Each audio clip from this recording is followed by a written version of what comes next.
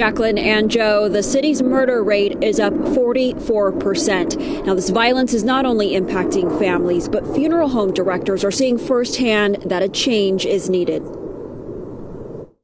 The most terrifying sound that I've ever heard was the scream of a grieving parent. Courtney Hemphill is one of, if not the youngest, licensed funeral arrangers in the state of Nevada.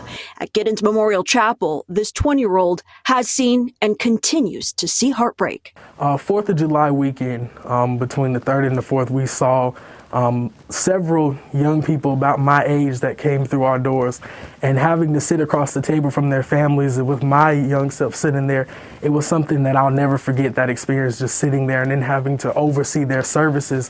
2021 was a violent year. The Homicide Investigations Unit from Las Vegas Metro Police reported 147 murders.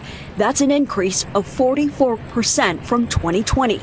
The impact was felt by not only those who lost a loved one, but by those in the business of death.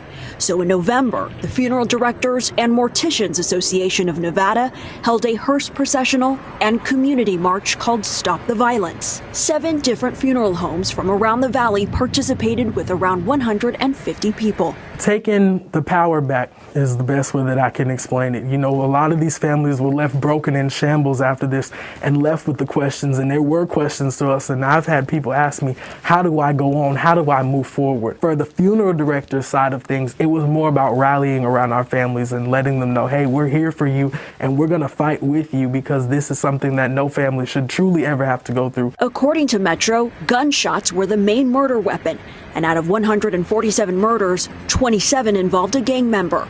The Downtown Area Command reported the highest amount of murders, while the Summerlin Area Command reported the least.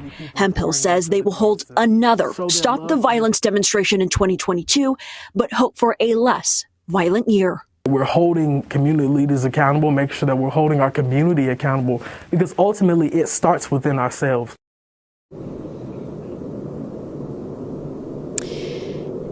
Now, there was a huge increase of gun sales in 2020 that seems to have contributed to the rise of homicides throughout the country. Tonight, we received the latest numbers from the Point of Contact firearm programs for the state, and they process background checks. We'll get that on fox5vegas.com. Reporting live in Henderson, Lauren Martinez, Fox 5 News Local, Las Vegas.